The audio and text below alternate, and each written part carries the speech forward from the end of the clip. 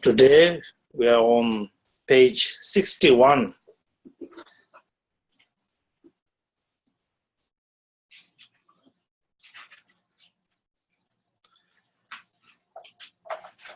The chapter on vigilant introspections.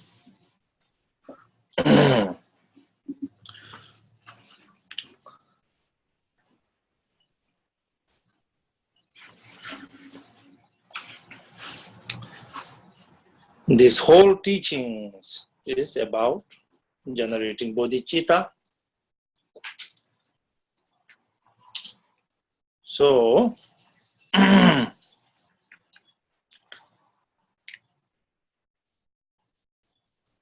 may bodhicitta, precious and sublime, arise where it has not yet come to be.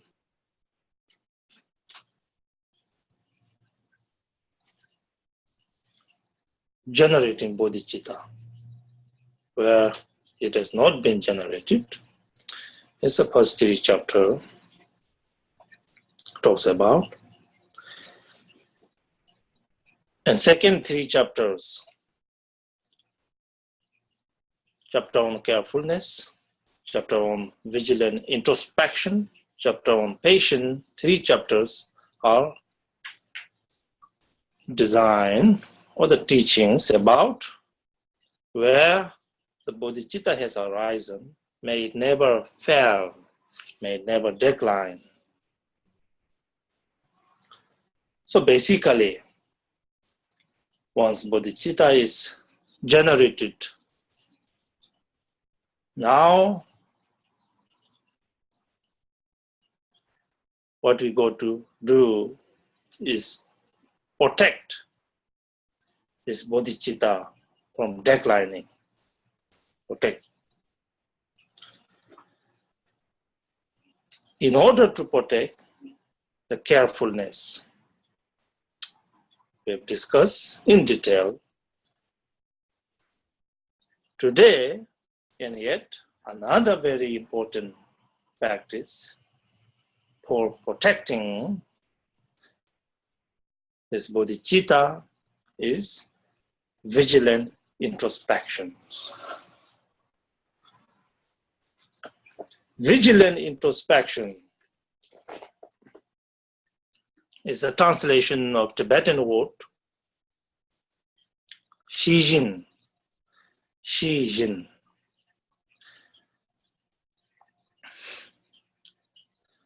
So, what is it really, this vigilant introspection? When we define the shijin, vigilant introspection, we say gosumla yang yang takpa shijin, which means examining body, speech, and mind again and yet again, making sure that these three are on track, so to speak. So, what is really introspection? Introspection, vigilant introspection, is very much aware of, very much making sure that it's my body, it's on the right track. It's my speech, it's on the right track. It's my mind on the right track. Examining, introspecting again and again is basically vigilant introspections. So, as I said at the beginning,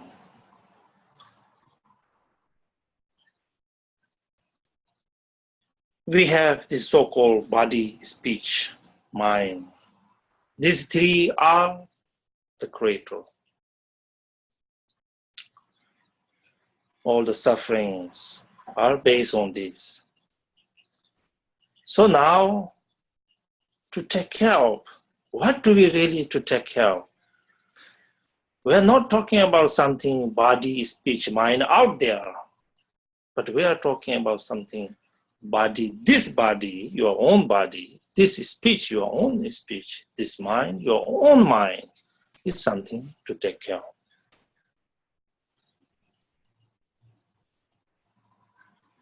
When these three are well taken care of, then there's no way the bodhicitta will decline. You can keep bodhicitta intact. Not only that, you can actually grow from this platform. So, what is, in essence, vigilant introspection is basically not neglecting your three doors, we call, okay, body, speech, and mind, three doors, but always watch, always examine.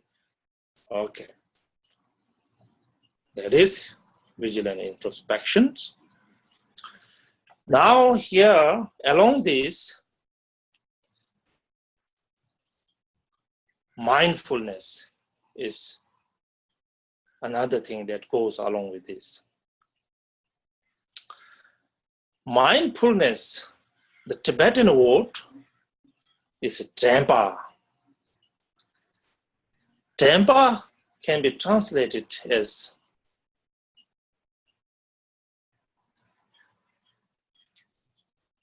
remembering or constantly aware of, So that basically here translated as mindfulness. Let us just use that, mindfulness. It's a beautiful translation. Tempa as mindfulness. Now, what is really mindfulness? Mindfulness, the so-called tempa in Tibetan, when we define this tempa, we say, Langdorchi nela mijepa. That which means, lang means something to be implemented, to be adopted. Tor means to be avoided, to be abandoned. To these two, what are to be adopted, implemented, what are to be avoided? You are constantly aware of that, not forgetting that. In the Buddha Dharma teachings, of course, the whole Bodhisattva precepts is do's and don'ts. So those do's and don'ts, not ever forgetting. Always, always remembering. Always, always aware of. Always, always mindful here. Mindful of what are to be adopted, what are to be avoided. On the path of Bodhisattva, you are constantly being mindful. That is practice of mindfulness. Okay. So here, what we got is vigilant introspection, examining three doors constantly, and mindfulness, which is totally aware or aware, being mindful of what is to be avoided, what is to be adopted. Do's and don'ts of the Bodhisattva's precepts. Okay. Now, this chapter is called basically chapter on vigilant introspections. Now this chapter, again, according to Patur Rinpoche,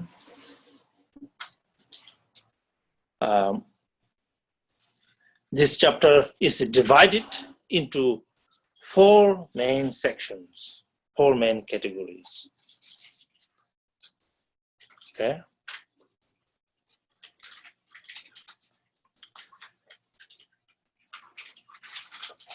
Four main categories are, first,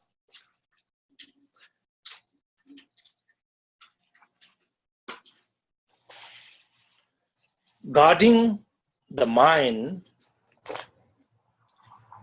in order to protect the bodhisattva's precepts, basically. See, in this, how one actually can protect bodhisattva's precepts. One can only able to protect bodhisattva's precepts from declining when one protect our mind. If we fail to protect our minds, then we fail everything. So basically, everything comes down to our minds. Whether or not we can be able to protect our bodhisattva's precepts will depend on whether or not we be able to guard our mind or protect our minds. So that's one part, very important part. See, the very core of the, method here for protecting our bodhisattva's precepts. Guarding the mind. That's first part. Second part is now somehow, in order to protect, our bodhisattva's precept, we have to protect our minds, guard our mind. In order to guard our mind, what we need to do? We need to have vigilant introspections. We need to have mindfulness. Through these mindfulness and vigilant introspections, we can really protect our minds, which is the source of everything. So that is one category here. Second category. Basically, how one actually kind of practice this mindfulness and this vigilant introspection, right? The main teaching. And then third section is now doing the mind training, doing the practice, doing the bodhisattva's precept. Here we use the word Phapa, which is bodhisattva's discipline. Speaking of bodhisattva's discipline, what we talk about at the very beginning, I told you, what would all the bodhisattva's precepts include in three kind of sections, First is discipline of abstaining from all negative deeds. That's one discipline, isn't it? And another discipline is discipline of gathering merit. That's bodhisattva's disciplines. Third is discipline of bringing benefit to others, to all sentient beings. These are the bodhisattva's disciplines now. So, as a bodhisattva, what makes you bodhisattva is you are genuinely engaged in these disciplines. When one engages in this discipline, how, in what manner we engage in these disciplines is with mindfulness, with vigilant introspections. In another word, when one practices the discipline of abstaining from all negative deeds, there's tremendous amount of mindfulness and vigilance here. When one practices discipline of gathering merit, there's tremendous amount of mindfulness and vigilance there. When one benefit, this plan of bringing benefit to infinite all other sentient beings, there's tremendous amount of, again, mindfulness and introspection. So in the end, bodhisattvas are vivid, clear. They are knowing everything what they are doing, you know. Awareness is just so bright, you know. They are absolutely aware of every move, every syllables they utter, every thought, they are completely aware of. So this, in this section, here Shantideva is going to talk how Bodhisattva engage in these three disciplines with introspection, with mindfulness, with clarity. Okay? And the last section simply Shantideva talks about some other excellent practices that are complementary, will be complementary for this vigilant introspections practice. So these four sections. In these four sections, Shantideva teaches the vigilant introspection. Okay. Okay.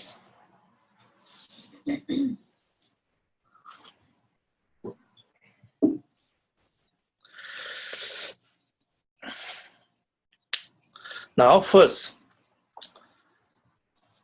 the first section is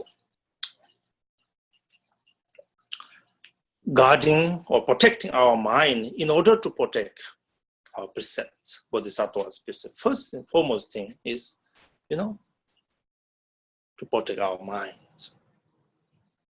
When one be able to protect our mind, then one will be able to, for sure, be able to protect our precepts. Okay. So this, here in brief, first, Shantideva says, those who wish to keep the training must, with perfect self-possessions, guard their minds. Without this guard upon the mind, the training cannot be preserved. So obviously, you have to guard the mind. So from here is now the teachings, how one protect our mind in order to protect Bodhisattva's precepts. So this has subcategories, three subcategories. Simple. Okay? Three subcategories are all harms comes from our mind. Now, making mind is very important one. Here, Shantideva bring the case, bring the case. All harms, all defects, all suffering basically come from our mind. Second, all the good things, all the virtuous comes from mind. Third, if that's the case, then we need to keep watch over our mind. Keep watch, how to keep watching over our minds. These three categories. Okay.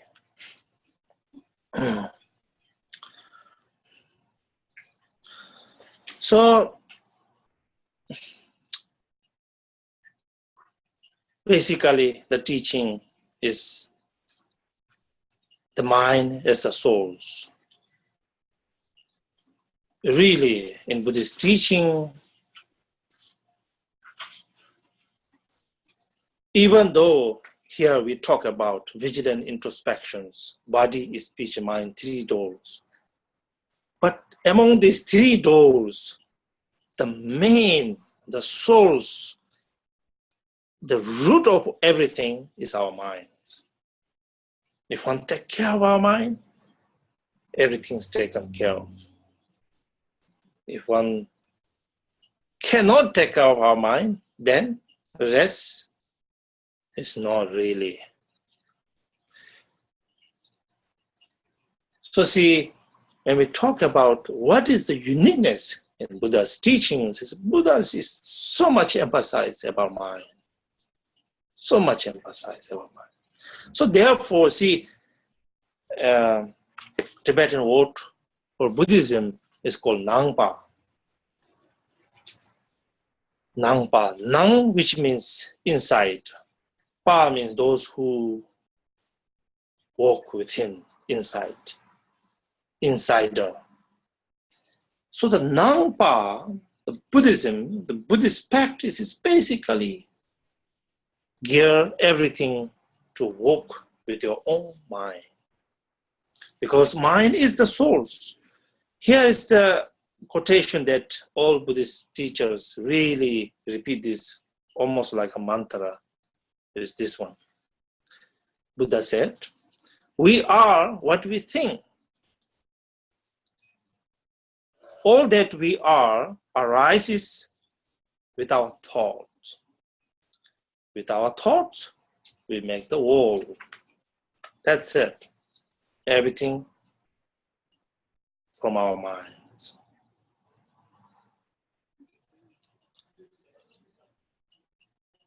So, mind training, bodhicitta practice, this mindfulness practice, introspection practice is very, very, very important. So here, Shantideva's teachings, as far as Shantideva's teaching is concerned, he brings the cases. Okay, all harms, suffering comes from mind. All virtues comes from mind. So therefore, you have to train. You have to really, work with your mind.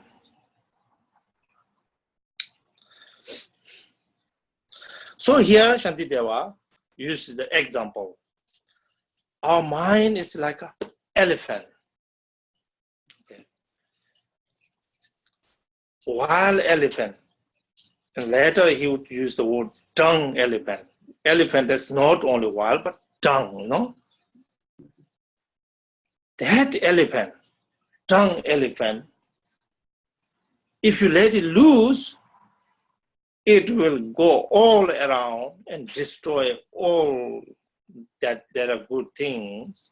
Or this wild elephant, really, drunk elephant does all these things. Likewise, our mind, our wild mind, all these affective emotions, hatred, jealousy, greed, you name it, everything's like a wild elephant, dung elephant, which cause lots of troubles. So, this negative aspect, affective emotions are like wild elephant. Now, what we go to do here?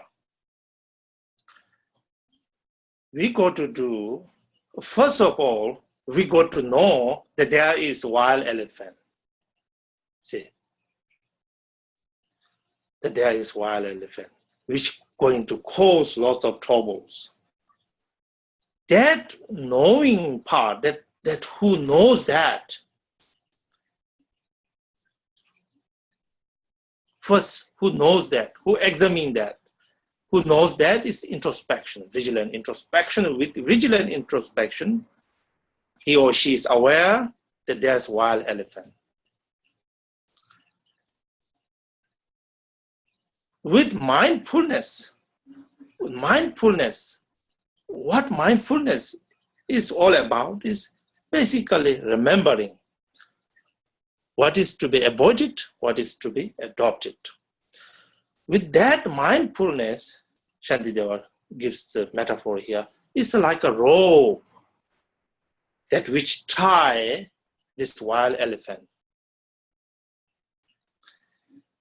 This wild elephant is tied or tethered with a rope to where? To the poles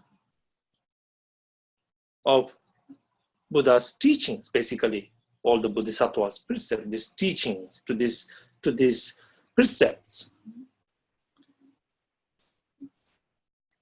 the path of the correct, the right one. We have to always tether there, this wild elephant. By which tether is with the rope of mindfulness. With the rope of mindfulness, we have to keep this wild elephant center, tether there. In order to do that, vigilant introspection will detect that wild existence of the wild elephant, and then mindfulness practice tether these wild elephants. So, mind as a wild elephant. So, in order to protect our bodhisattva's presence, we got to do something with this wild elephant. If we let this wild elephant ever loose, so far this wild elephant causes lots of sufferings, and it will do so, continue down the road. So it's the time.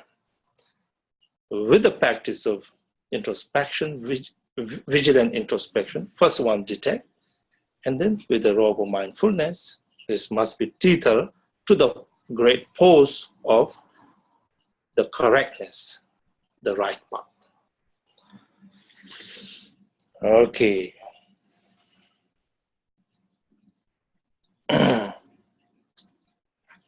That is. So this teaching from stanza 2 to stanza 8, all talks about this from stanza 2 to 8. Okay? So Shantideva is saying, when one be able to tame this wild elephant, then everything is tamed. Just by taming this mind of ours, tame everything. There's nothing left. In some ways, it's very simple. See? That's it. All you have to focus is to this mind of ours, which is not easy at all, but there's nothing, again, not that complicated to know about. So Shantideva, the main thing Shantideva here is saying is that we imagine, every suffering caused by this. If you don't do that, what happens is that Shantideva here is saying that who actually forged, this burning iron ground in the hell realms? Who actually made those hell realms? Who actually all this, made all these weapons and all these sufferings, torturing? Who actually did it? Obviously, in the whole teachings of the Buddha Dharma, there is no creator. External creator is not accepted. But there is a creator, again, must be somewhere. That creator is not pointing finger out, but pointing finger to one's own negative minds. So how that happens is that, for instance, based on this ego clinging, there's object that's not that suitable, you find is hostile. From that anger, hatred, with that hatred and anger, one commit all kinds of intense negative karma. With that intense negative karma, this being is born. By that karma, this being is born in hell realms. So actually, who made you to go there? Who pushed you that, to that hell realm? Nobody. Nobody, but you did your own. You are the creator. That's why Buddha said, you are the Lord of your own. You yourself, basically. But that said, where is it that really Lord? Somebody with his or her own action end up in hell realm. Who actually did that? That is through your hatred and the karma that karma, negative karma, where it comes from? Actually, that's how Buddha, when he taught Four Noble Truth. The very cause of suffering is karma and the affective emotion. Why karma there? Why negative karma come about? There is negative karma because there's affective emotions. So who created negative karma is negative emotions. So where is negative emotion now? Where lies? It is in our mind.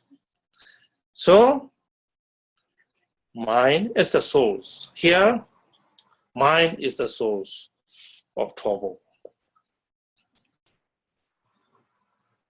So therefore, if all suffering comes from our mind, if one do not wish to have any suffering, then it does make much sense to walk with our own mind, that which is the very source of all sufferings.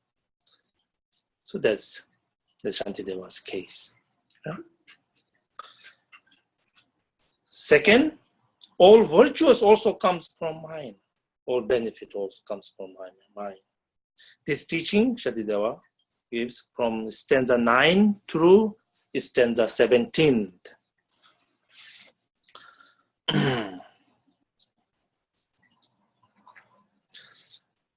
Here, he says that virtues also comes from mind. For instance, these parameters like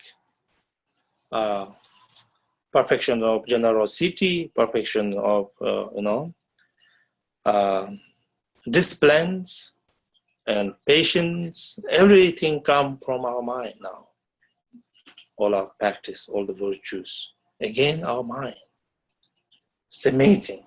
See?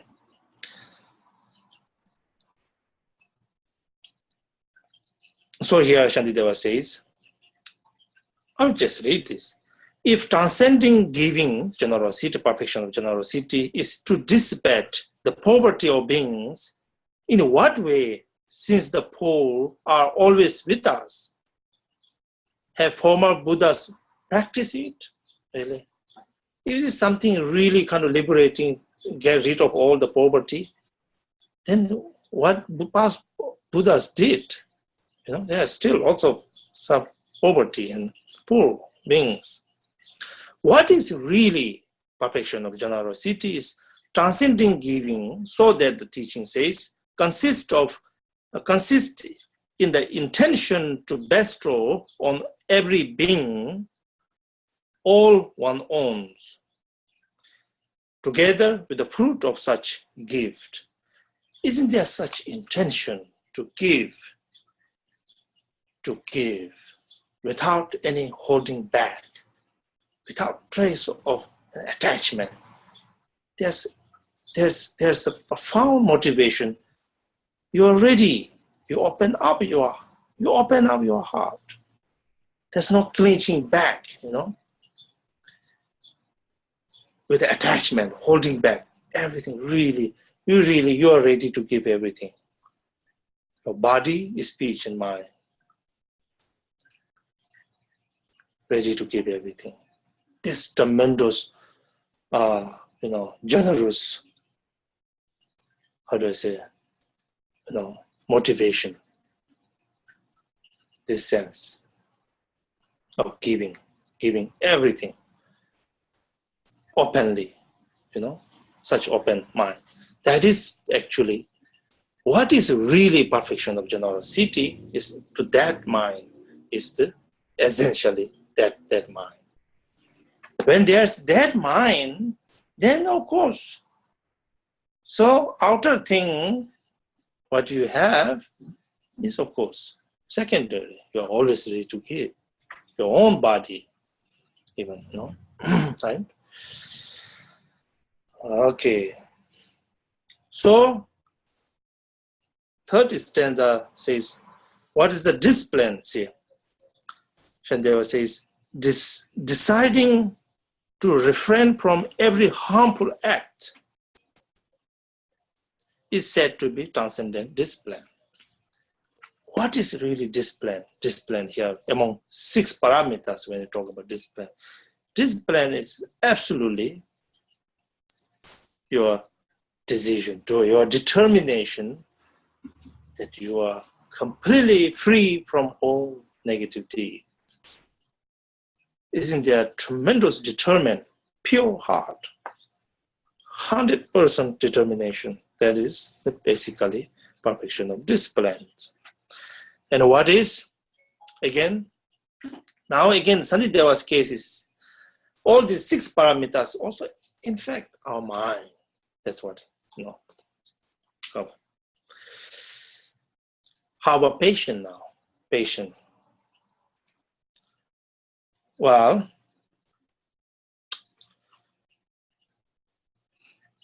this is very, very interesting, that actually lamas all the time repeat these teachings,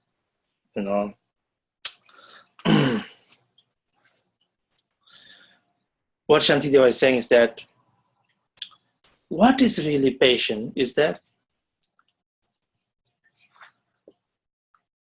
we have to somehow try to be free of our own anger,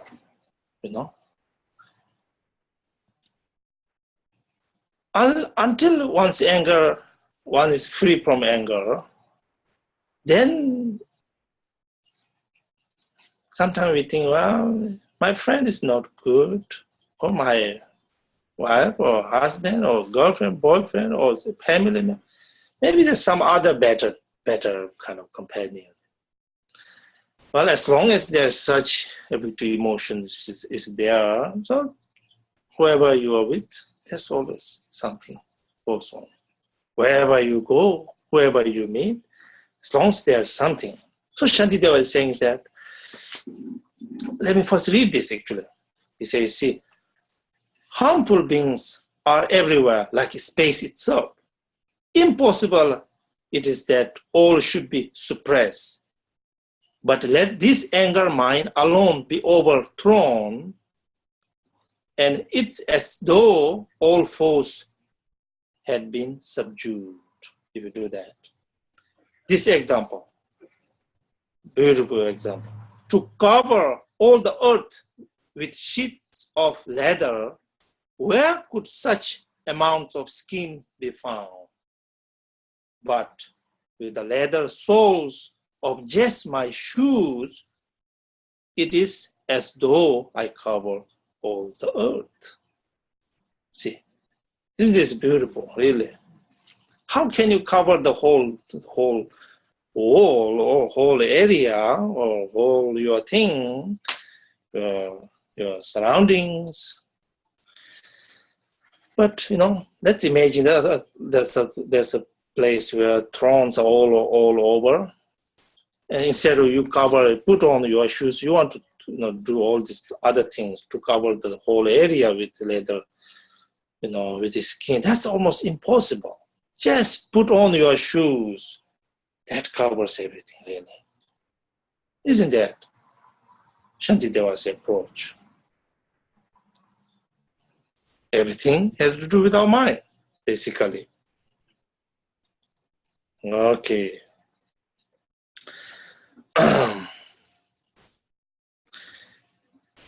And next is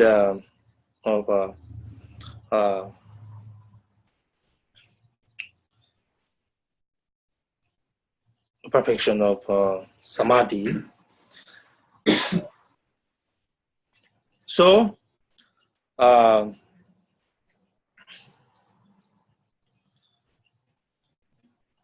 here in this implies at this point, it's not exact word here, but diligence. Diligence is also perfection of diligence is also a state of our minds. When we define diligence, we say that diligence is a state of mental joy. When there's so much joy is there to do things, to follow the path of the Buddha Dharma, to follow the Bodhisattva's precepts. So much joy is there. That joy, that enthusiasm is the perfection of generosity. So next stanza says, a clear intent can fructify and bring us birth in such a Brahma's realms. So basically, perfections of samadhi, just having a clear intent, which means basically calm mind. Just having that calm mind can bring us to this, cause us to be born in such a higher realms. So all this, the main point here Shantideva is making is that our mind is the main thing, not the other one, body and speech, not that, not that important. When it comes to mind is more important. And here on the stanza 16, he says, recitation and austerity, long though they may be proved to be, if practiced with distracted mind, are futile. So the knower of reality has said. So in another word, when one do practice, recite mantra, do any sadhana practice, if one do this all with a distracted mind, thinking something else, and reciting mantra at the same time. Let's imagine that. If that happens, the effect of the mantra recitation will be much less. Whereas if you recite the mantra with devotion, with the right attitude, mantra's effect will be much powerful. At the same time, it doesn't mean here that just simply, even though your mind is distracted, you are reciting mantra, there's absolutely no effect. That doesn't mean like that too. Every mantra recitation, every act of virtuous or non-virtuous, whether distracted mind or non-distracted mind, result is always there, but with a non-distracted mind, result is much more powerful. Okay. So next is also perfection of wisdom. Perfection of wisdom has to do with mind, everything.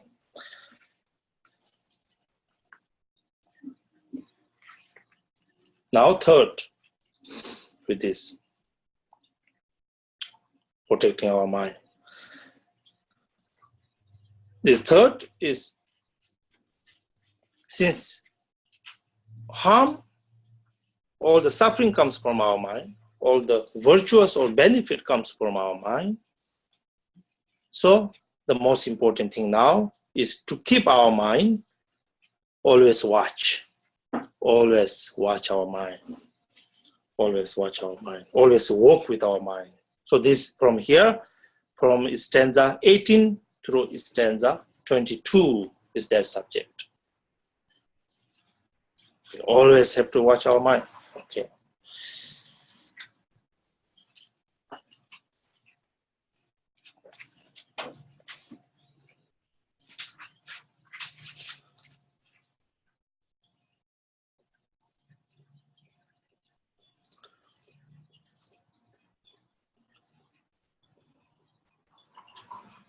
So Shantideva says, as we talk about Bodhisattva's disciplines, we must be talking about our minds.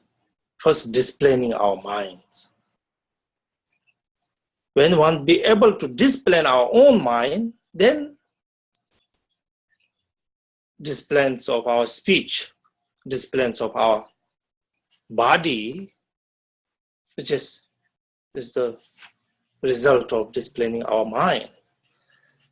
So if you don't talk about discipline of mind, then where is really the disciplines? Disciplines, all whatever disciplines in this we talk about has to do with mind discipline, disciplining our mind.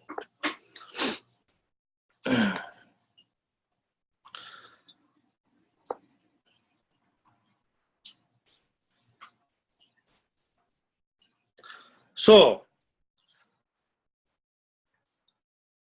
disciplining our mind is the most important. So here he gives the example, our mind, affective emotions, with all these affective emotion, our mind is like a wound which can be infected, which can be aggravated, Our mind, our affective minds are like the wounds.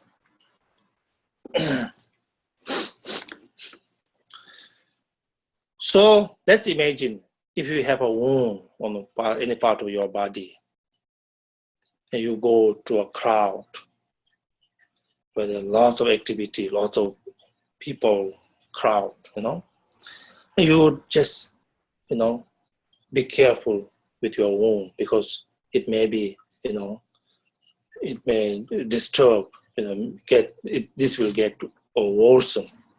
So like that, as a bodhisattvas, whenever one go and interact with other sentient beings, you keep your mind like the wound, as if you protect your own wound on your physical body. Like that, you be very careful when you go around, interact with others. Otherwise, these affective emotions are here so that anything can kind of provoke these inner affective emotions. So if one do that, if one really take care of one's own wound, affective emotions, if one be able to do that, then really no problem. Everywhere we go, everything will be fine.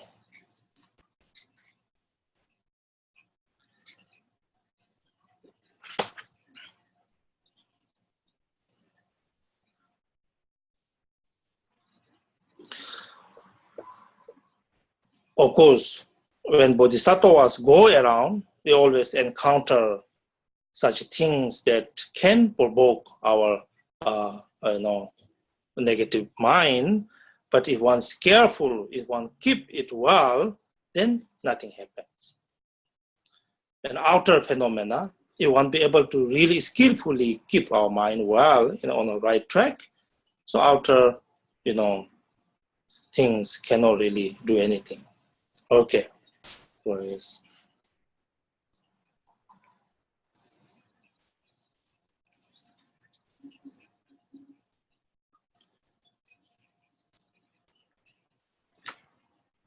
So basically, Shantideva, what said here is that mind is the source of everything. Suffering comes from mind, and happiness, virtuous all comes from mind. Therefore, we always keep our mind watch, always watch. When one take care of our own mind, then everything will be fine.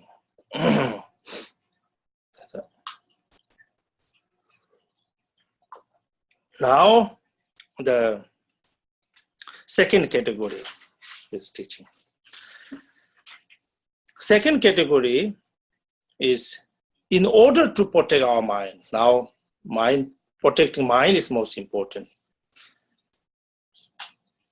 If that's the case, how one protect our mind? One must protect our mind with mindfulness and introspection. Okay? So this is the subject.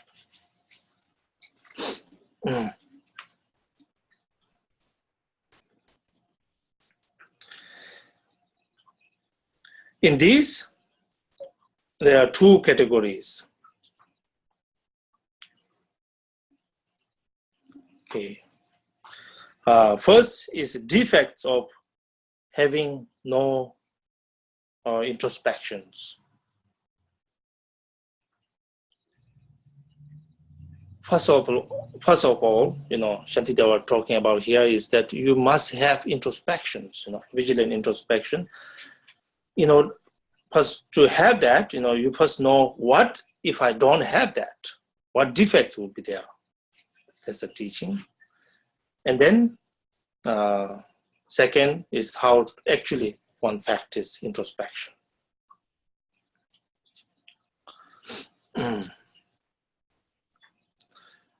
So here it is.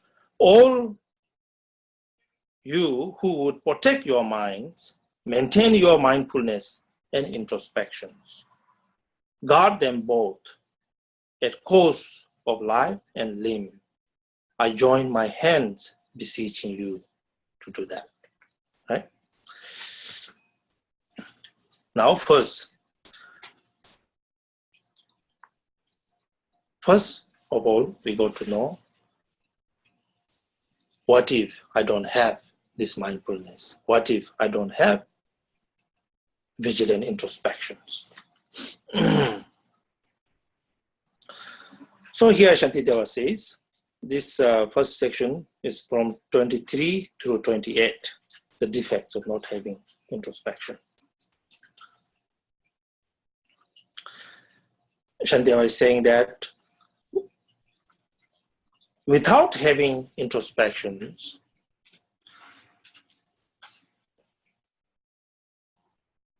it's like a person who is sick, who is very much sick, who is those who are sick, who do not have, sick with no energy at all. It's like that. So without these introspections, this bodhisattva, even though try to protect his or her precepts, but there will not be much energy there. Likewise, this bodhisattva will be whatever quality have been generated, would be like, leaking jar.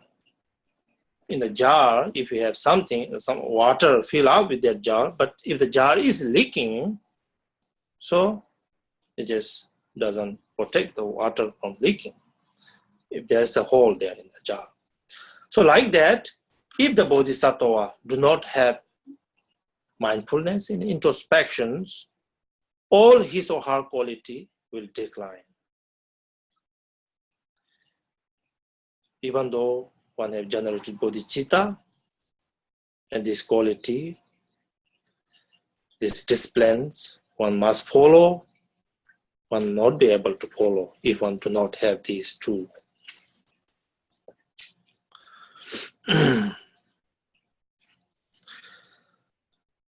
Lack of introspection is like a thief.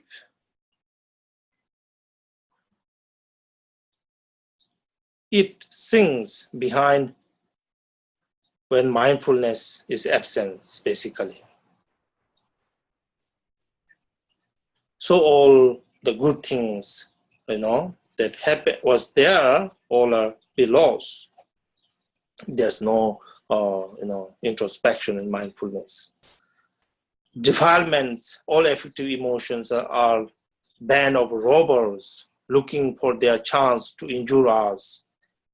They steal our virtues when their moment comes and batter out the lives of happy destinies. Basically, the bodhisattva who do not have introspections, who do not have mindfulness, they can hold no qualities. And if there is some qualities, they will all be robbed, all be still by these affective emotions. Because there's no guarding, there's no introspection, being careful. So, lots of defects if one do not have that. That.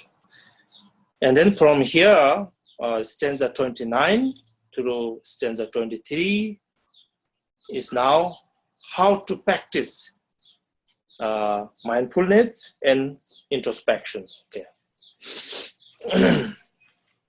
it's the main thing.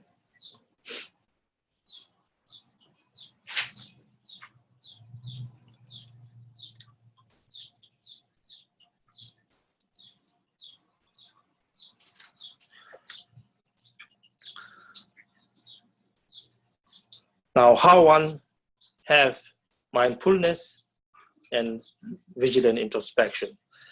Mindfulness should be there at all time, and this mindfulness should not leave our mind. What is mindfulness? Mindfulness is remembering or knowing exactly what needs to be avoided, what needs to be adopted. This remembering, this awareness should not leave the door of our mind, gateway of our mind. Always should be there. So, in order to have that, in order to have our mindfulness at all time, mindfulness and vigilance, by the thought of anguish in the lower realms, one always think about, if one do not have this mindfulness and introspections, all one's virtues will be lost, all the qualities will decline. So therefore, one must have mindfulness and vigilant introspection. So thinking that, one always try to bring back those mindfulness and introspections. Now here, the very important thing, in order to have mindfulness, what does it take?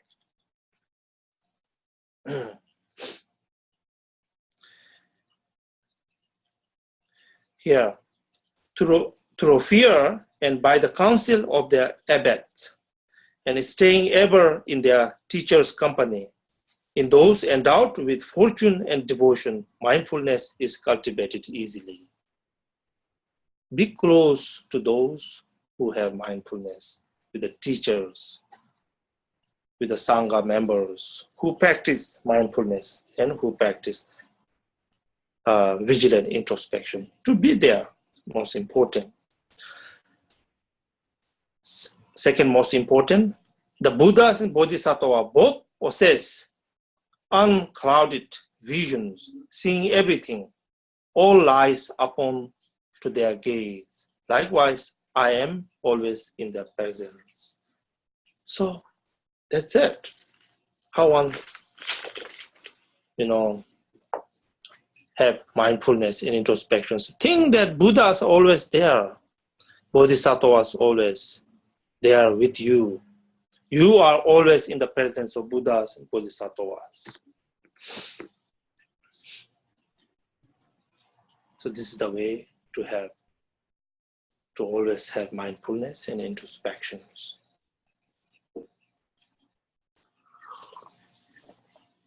See, in our how do I say, Tibetan traditions, Buddhist tradition, we always usually decorate our rooms and shrine room with all the pictures, thangka, and statues, even the lamas, teachers, pictures. Sometimes it gets a little bit complicated, lots of things here, But if you ask why the reason you do that,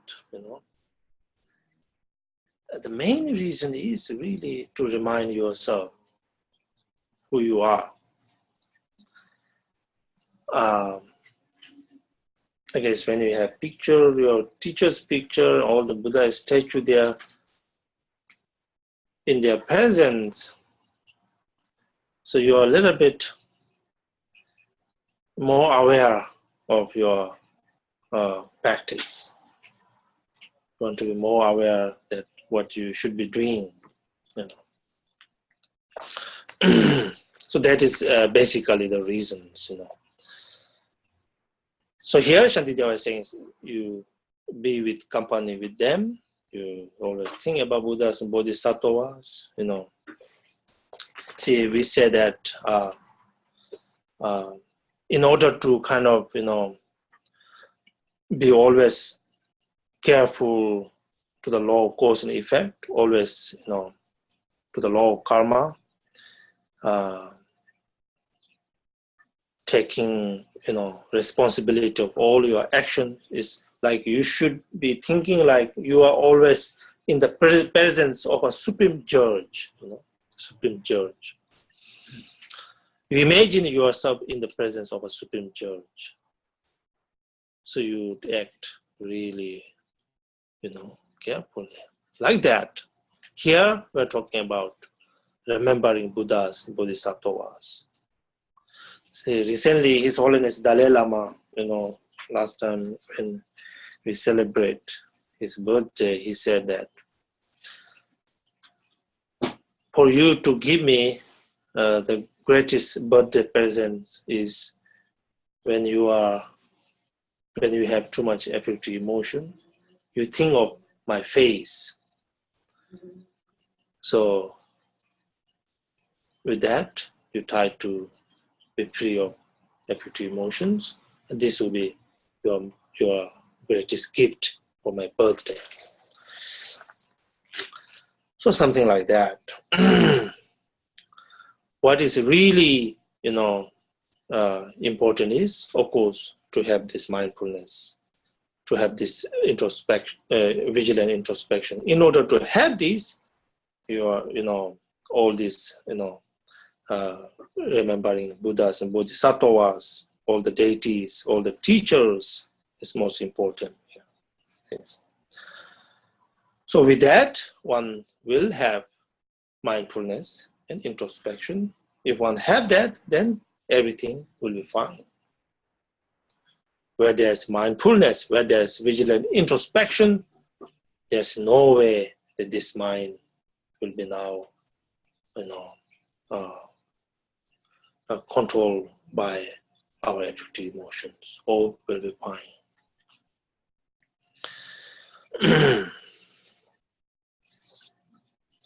So that is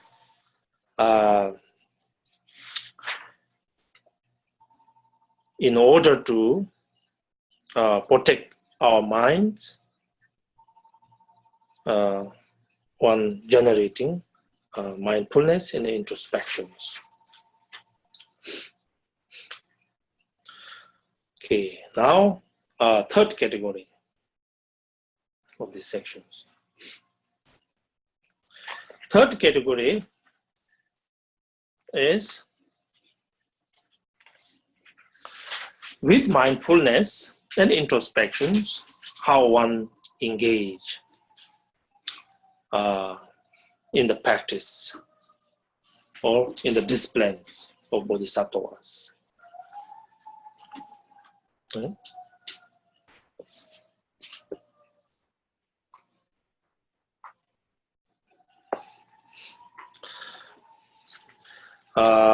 Now in this category, there are three main categories in this, Three main categories are three main disciplines. Disciplines of abstaining from all negative deeds, and disciplines of gathering merit, and disciplines of bringing benefit to others. There are three categories. Now first is discipline of abstaining from all negative deeds. Right? Disciplines of abstaining from all negative deeds has two categories, within two categories. Okay. First is now, in order to kind of abstain from all negative deeds, one must keep these three door, body, speech, mind, pure. Then here Shantideva talks about how one actually keep these three door pure, free from negativity. And then Shantideva talks about how one protect the precepts from degenerations. So there are two categories.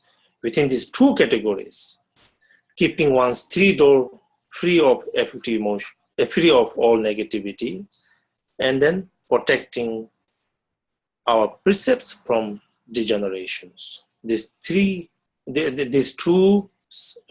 categories, Shantideva explains the disciplines of abstaining from all negative deeds. Okay. Now here it is. If at the outset, when I check my mind, I find that it is tainted with some fault, I shall be still and self-possessed, unmoving like a piece of wood. So this is we're talking about introspections. If one want to do something, immediately one check our minds. Why I want to do these things? If one want to do these things based on some kind of affective emotions, because you have anger, because you have jealousy, or you want to say something. If this is something based on some kind of this affective emotion, then one try not to move one's body, unmoving like a piece of wood, not saying any words. Do not try to anymore further engage in one's affective emotions. So, unmoving like a piece of wood.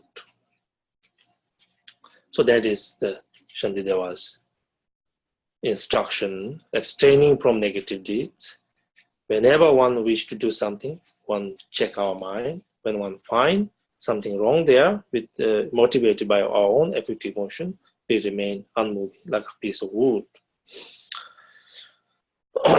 So next, this from stanza 34 through stanza 44, 34 through 44 is basically talking about how one keep our body, speech, mind free from negativities. So from here, Shantideva basically gives us the teachings. When one sit, how one sit.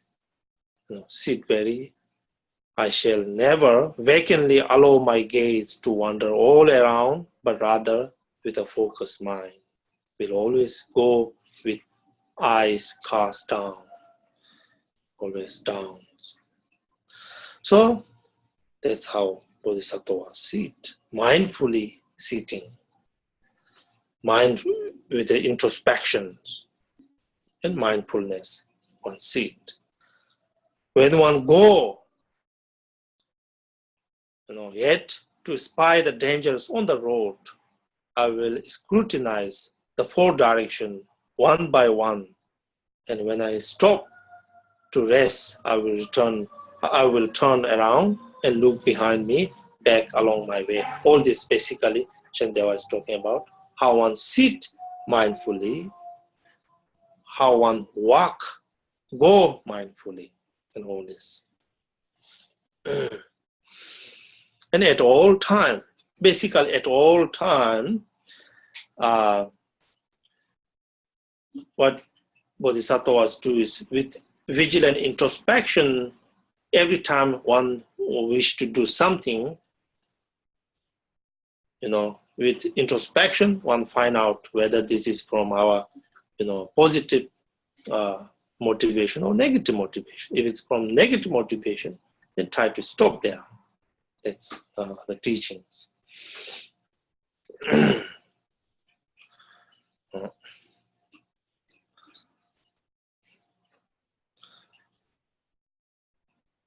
This rampant elephant, my mind, once tied to that great pose, reflection on the teachings, must now be watched with all my strength, that it might never slip away. Those who strive to master concentration should never for an instant be distracted. They should always watch their minds, inquiring, where is my mind engaged? Where is my mind engaged? It's positive or negative. Always with introspection, watch your mind.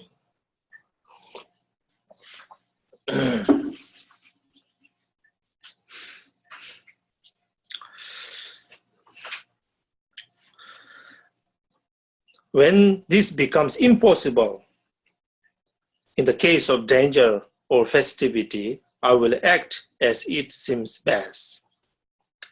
So here, Shantideva talking about flexibility. Usually, Bodhisattva's acts is very calm, very, go slowly, so to speak, very calm. Calm, it doesn't mean bodily with the calm and go slowly thing, but with so much mindfulness, so much introspection, be aware of everything, But here, something that we have to think about is in the case of danger, something like a house on fire or something like that kind of danger, the Bodhisattva runs very fast, I guess. In the case of festivity, I will act as it seems the best for that time, moment.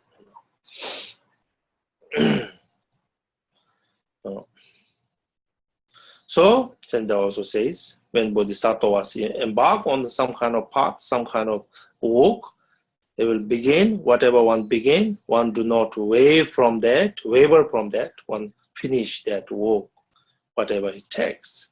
So Bodhisattvas is not really jumping back and forth and not doing the real thing, but Bodhisattvas are ever mindful ones. Bodhisattvas always have the vigilant introspection. They introspect before they do anything, say anything. So that way, one remain one's body, all our activities free from all these negative emotions. From stanza 45 to 58 is the protecting the precepts from degenerations.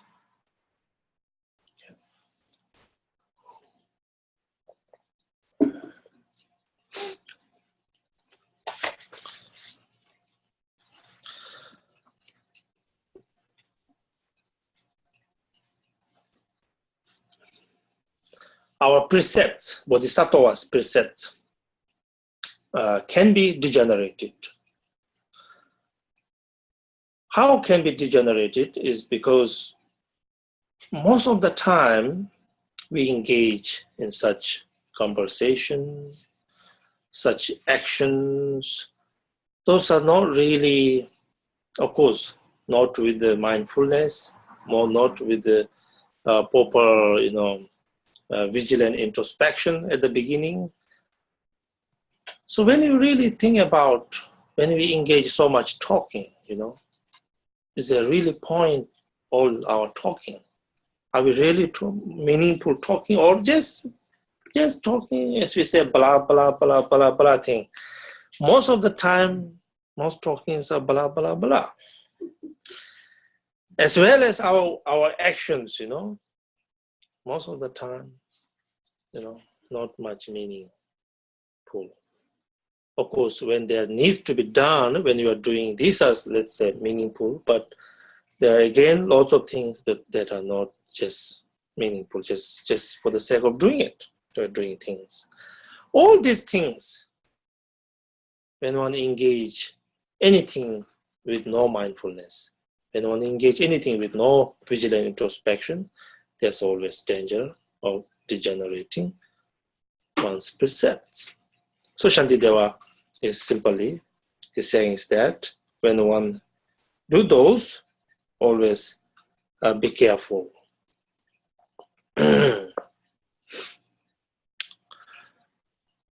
Says here on the stanza 47, when you feel the wish to move about or even to express yourself in a speech, first examine what is in your mind.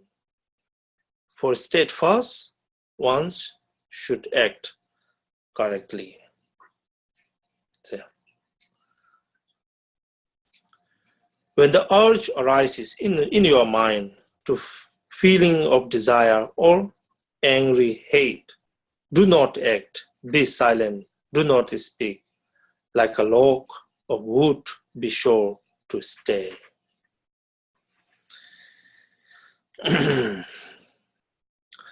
the reason is, Shantideva is saying here, next stanzas, whenever one finds with one's introspection, one finds something, one's mind is dominated by one's own kind of hatred and other affective emotions. Do not act out. Do not with your body, do not act out. With your speech, do not say anything, because whatever you do, whatever you say, if it's done with this anger, if it's done with this jealousy, all are not good. All going to degenerate your precepts. Because as long as one's mind is controlled by these affective emotions, nothing comes out is actually reasonable, actually good. So therefore, the whole point is, to be vigilant, constantly, examining your body, speech, and mind, and act accordingly. The whole point is to be mindful, always to be mindful, knowing everything,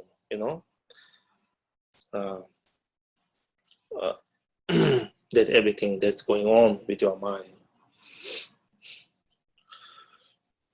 So, this is on stanza 54. Examine thus yourself from every side. Take note of your defilements, your pointless efforts. And for thus, the heroes on the Bodhisattva path seize firmly on such faults with proper remedies. With perfect and unyielding faith, with steadfastness, respect, and courtesy, with conscientiousness and awe, walk calmly for the happiness of others.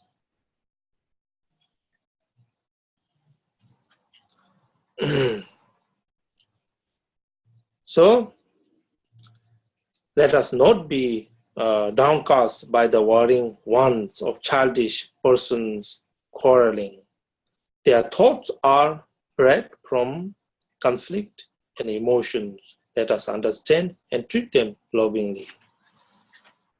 What sentient beings really do is from all their affective emotions. They are controlled by their affective emotions, their speech and their action, bodily actions, on that, from their own affective emotions. So knowing that, Bodhisattvas acts, respond to that lovingly. In another word, when somebody shakes your comfort zone, at that moment one knows that who shakes your comfort zone is this very person is somehow very much controlled by his or her own affective emotions. So with knowing that, so you treat them somehow lovingly, that's the Bodhisattva's way. So this stands as important. When acting irreproachably for our sake or the sake of others, let us always bear in mind the thought that we are selfless, like an apparition. So here, the teachings of emptiness, teaching of emptiness. Teaching of emptiness is, Bodhisattva's understanding, of emptiness of self. There's no self here.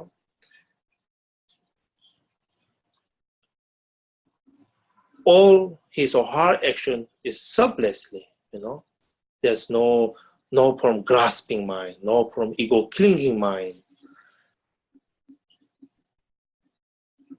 When there's no ego clinging mind, there is ego clinging, but Bodhisattva's case, much less ego clinging, much less attachment. So when there's much less attachment, much less ego clinging mind, this action become more pure for the working for the benefit of being is purely from his or her own profound bodhicitta mind. So as one go along the path, as time passes, one's actions, one's speech become more and more clean, clearer, more pure. That is, as one go on the path, and one have less and less attachment, less and less ego clinging. And ultimately, then almost no ego clinging, no attachment, then one's action become very pure. Pure in a sense that bodhisattvas do not expect something like in return, When one do things from this pure heart of bodhicitta. When that happens, there's no expectations in return. When there's no expectation in return, it's called unconditional, simply for the benefit of other beings. So in order these to happen, less attachment, less clinging mind, one must know that there's actually this self-grasping mind to where it grasps the self, the I is in fact do not exist. So all phenomena are like a dream-like nature. There's no real existence, the understanding of emptiness. See, understanding of emptiness now then plays a very important role that which makes our bodhicitta even more pure. So therefore, Shantideva reminds us to reflect on the, selfless, all existence as a not true having no true existence.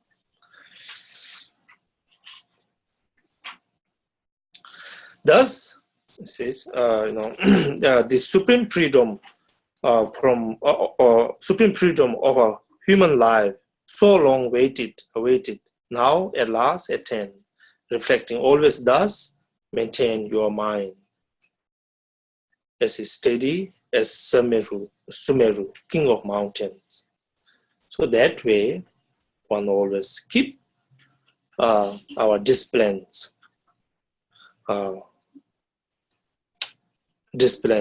refraining from all negative actions. Okay.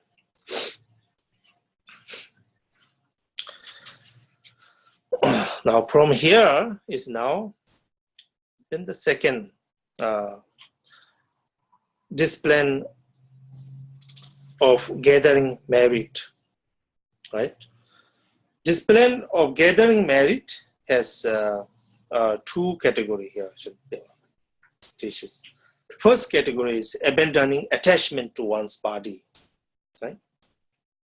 Abandoning attachment to one's body. And then second category is becoming skilled in one's way of behaving.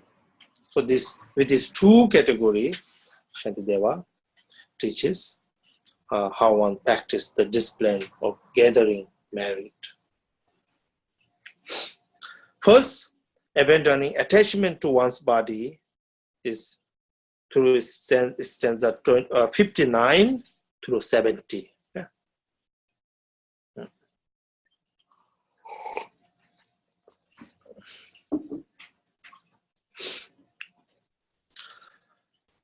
Now, discipline of gathering merit.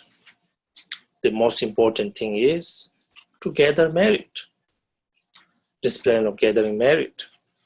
In order to gather merit, first,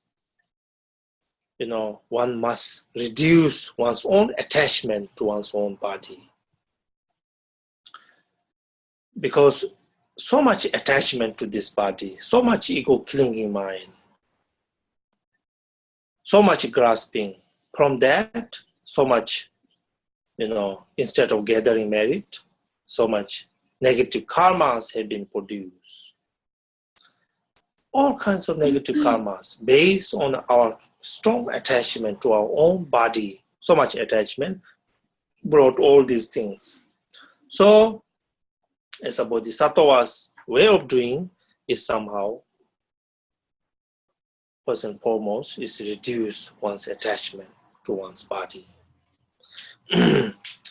In order to reduce one's attachment to one's body, Shantideva reflects here how this body is in fact a very temporary thing, and we are not sure how long one can have this. If when one do not have this body goes to just feed to animal, or just becoming earth, basically useless. So since this is the case, why you too much attached to one's body and then create all this negativity? That's what in essence all means.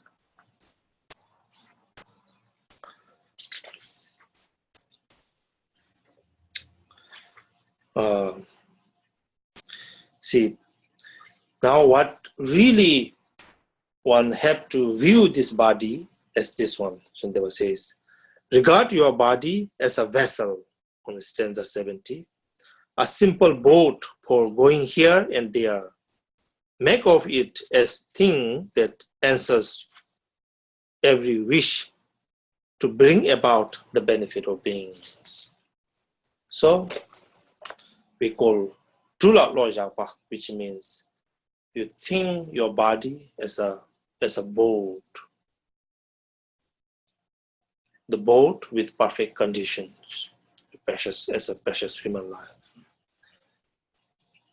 While one have this boat, one go to sail this boat to cross the ocean of sufferings, the ocean of samsara. So the boat, regard one's own body as a boat to be used, to be good use. That's one. And from stanza 71 through stanza 83. 83 is basically how one, become skillful in one's way of behaving, basically, right? In that way, one gather merit.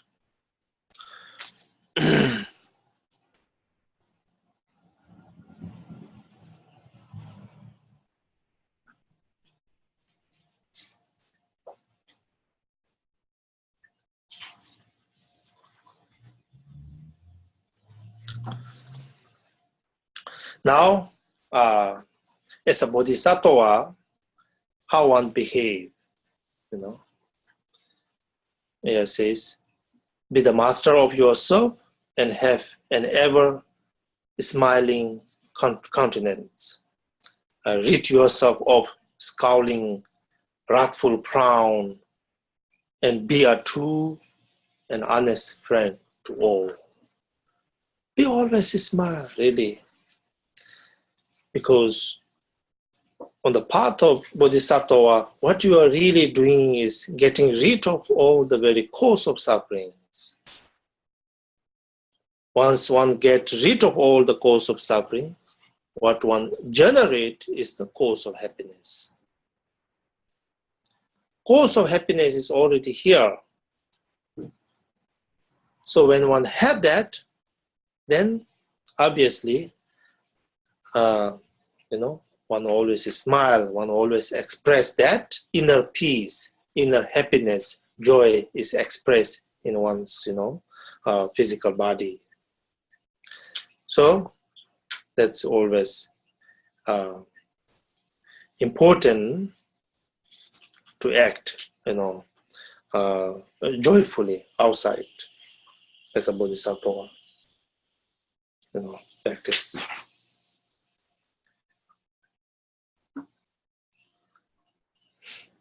So whenever one do things with one's body, speech, and mind, do it very nicely, very mindfully, with introspection, very quietly, gently, so to speak. It gives example like heroes, cats, and burglars achieve what they intend by going silently and unobserved. Such is the constant practice of sage, mindfully acting. Likewise, as a bodhisattva, one should listen to others if they give counseling, advice. Of course, there are lots to learn from others. So as a bodhisattva, one should not have gigantic, this arrogance, thinking that one is the only best. So always behave like that. Be humble and try to listen when somebody gives you advice. And as a bodhisattva, you always, praise others and rejoice in others' merit. And that also, praising others, rejoicing in others' merit, usually people do things from their own kind of agenda, from their own expectations, what somebody wants, wish to achieve something. So therefore, praising. But here, bodhisattva's way of doing is, from pure heart, right? So here, stanza 79, Shantideva talking about when one behaving, how one speak to others. Speak coherently, appropriately, clear in meaning, pleasantly. Rid yourself of craving and aversions. Speak gently with moderations. So not only behaving one's body, but also when you speak like that. When you look at sentient beings, when you look at others, think that it will be through them that you will come to Buddhahood. So look on them with frank and loving heart. Right? Quite detailed instruction, isn't it?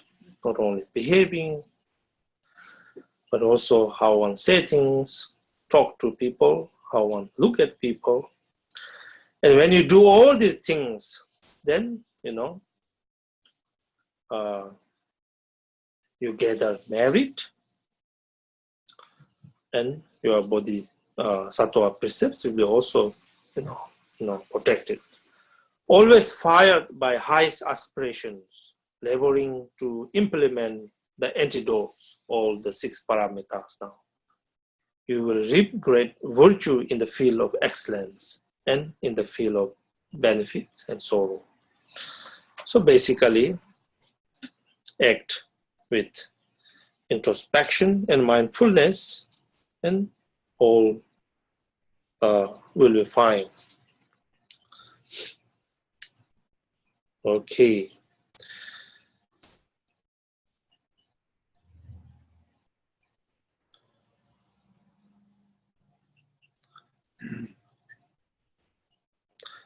Now third,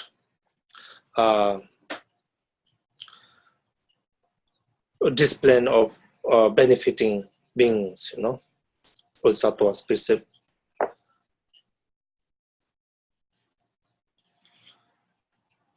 And that's how, as a bodhisattva, one do with mindfully and with introspection, how one do this. This from stanza 83 through 90. Stanza 90 is that.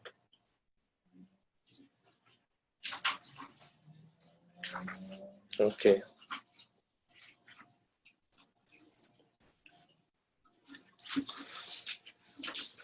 So first stanza 84 through 90 is how one now genuinely work for the welfare of all beings, right?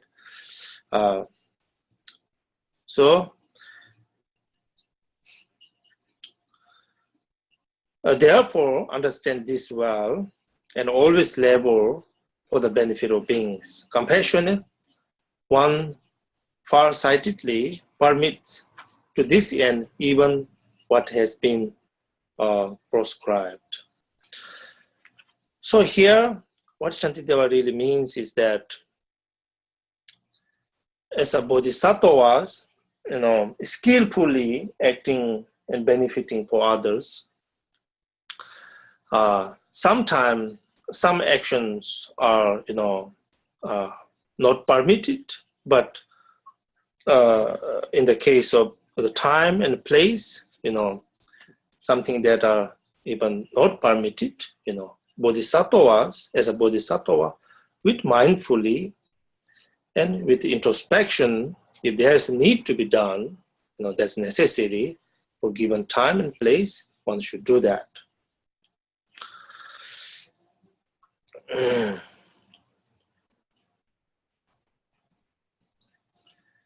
And then Shantideva keep on saying that whatever we have, things to eat or possessions one have, all instead of using just by oneself, one should always share with others. Always share with others. But be careful not to share your body. If somebody asks your hand, as we talked about last time, Shariputra, long ago, as a bodhisattva, when he was asked to give his hand, so when he gave his hand, this somebody not accepted his hand, saying that you gave me your hand with your left hand.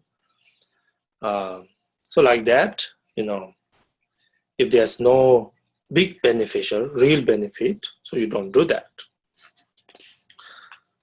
So that's what Shantideva was saying here. So one must view one's body as like we say, it's like a medicinal tree. Medicinal tree. You can pluck the medicine. You can continue let the tree have the fruit and continue can have. So as a bodhisattva, if somebody requests your own body to give them, that time you have to be, again, with your common sense, so to speak, or bodhicitta with wisdom, with knowledge, not really, doing nonsensely.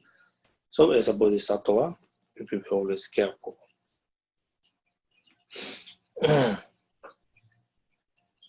So here is stanza 88. It's usually, we use this quotation quite often. As a bodhisattva, when you try to teach others Dharma, so to this circumstance, you don't teach. Do not teach the Dharma to the disrespectful, to those who do not seek wrap cloth around their heads, to those who carry weapons, staffs, or parasols, to those who are with covered heads. Those things you don't teach to those people.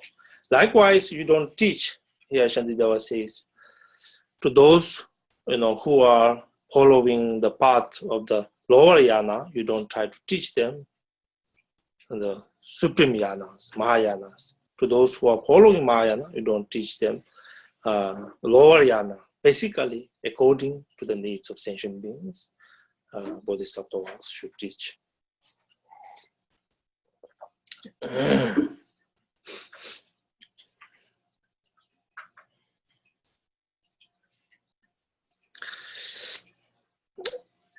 And continue from stanza 91 through stanza 96 is, basically giving all these instructions how one act.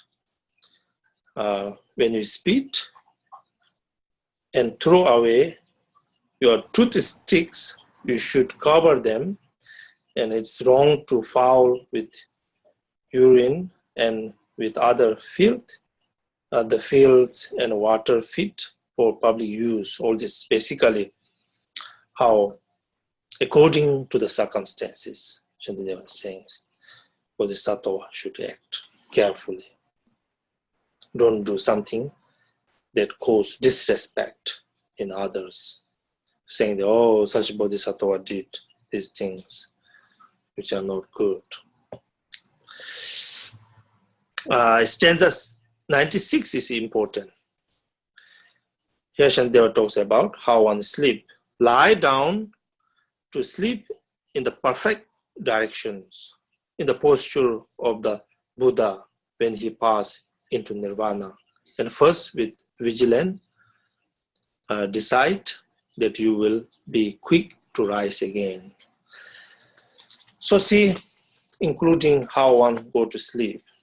Basically, we say that before you go to sleep, you think about the day, how it was.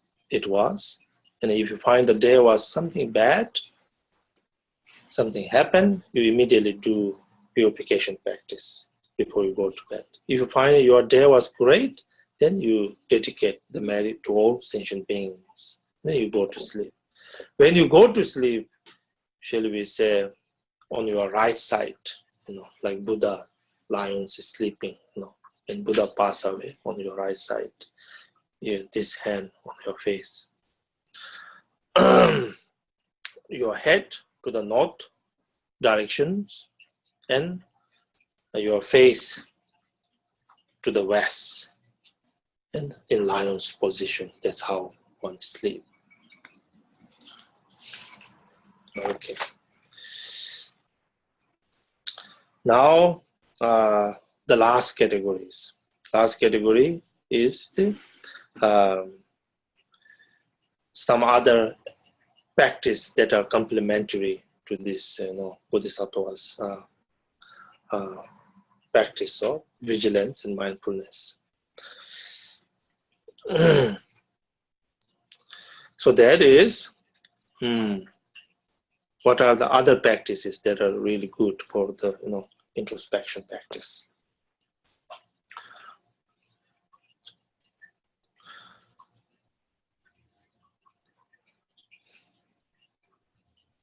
So here Shantideva is saying that as a bodhisattva who has generated bodhicitta and try to preserve these precepts, one always do thrice by day, thrice by night, the sutra in 3 sections. Sutra in 3 sections include confession practice with prostration, that's one section. And then praising to all the Buddhas or rejoicing, all the Buddhas' merit is one. And then dedicating the merit to the benefit of all sentient beings. These 3 sutras Shantideva asks to do quite often. Of course, this will be whenever one cannot keep the precepts. It's a great way to purify, and when one be able to keep, it's a good way to progress on the precepts. So on the stanza 99 it says, wherever, whenever, whatever you are doing, for your sake and for the sake of others, implement with diligence the teachings given for that situations. So far what Shantideva talked about, with mindfulness and with vigilant introspection, how one sit, how one walk, how one eat, how one even go to sleep. All these things really, as talked about here, we go back and read carefully and then try to follow these instructions.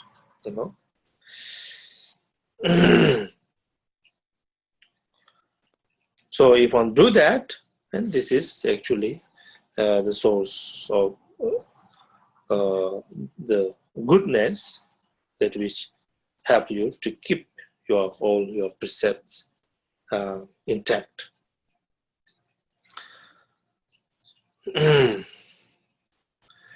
So with whatever practice you do, you also dedicate for the benefit of all sentient beings. Here stanza 102, is about the descriptions of a teacher, never at the course of life or limb forsake your virtuous friend, your teacher.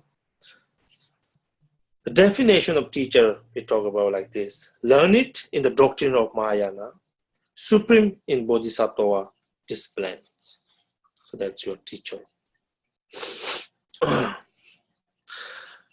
Learn how to attain upon your guru as described in all this we call Junu Norzangi Sutra. There's one sutra by Sudana.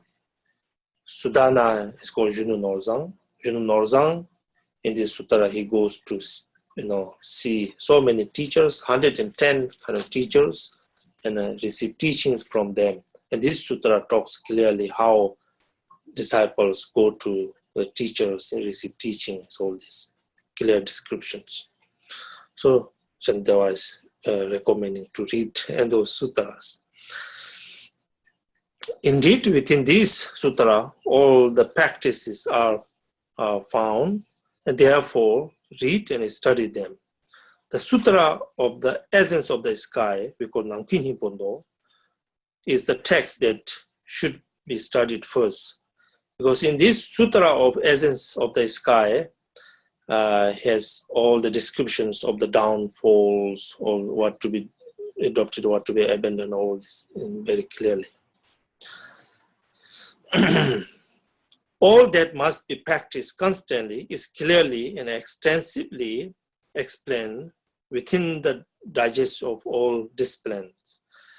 This is Shantideva's teachings. Shantideva has 3 treatises. One is this one, of course, and then the other one is we usually call Compendium of Discipline, Compendium of Sutras. These 2 other sutras, including this one, 3. So here, digest of all disciplines, here Shantideva talks about Bodhisattva's precepts in very, very detail in the sutra. So he recommends to read this. Likewise, Nagarjuna has again treatises that are called digest of all disciplines and digest of all sutras. He can recommend us to go read those sutras. Whatever in these works is not prescribed, be sure to undertake and implement. And what you find and join there, perfectly fulfill, and so protect minds of holy beings. So stanza 108 is now describing what is the vigilant, examining again and yet again the state and action of your body and your mind. This alone defines, in brief, the maintenance of watchful introspections. That's what it is. But all this must be acted out in truth, for what is to be gained by mouthing syllables. Really, just talking, what does again? What invalid was ever help by merely reading in the doctrines treatises? So, if you just read about the treatises of the medicines, it doesn't help. So basically, you have to take the medicine, I guess. So like that, whatever is taught here must practice. So that complete the introspections, mindfulness practice. Obviously, it's not that complicated to understand, but somehow it's not that easy to do in day-to-day life. What Shantideva is saying is that every day, when you sit, when you walk, when you eat, when you sleep, whenever you do things, always with mindfulness and always with introspections. Introspection, here he meant first, before you do anything with your introspection, first you check and do. And always have mindfulness. Never forget what is, to be adopted, what is to be abandoned. So this is a mindfulness practice.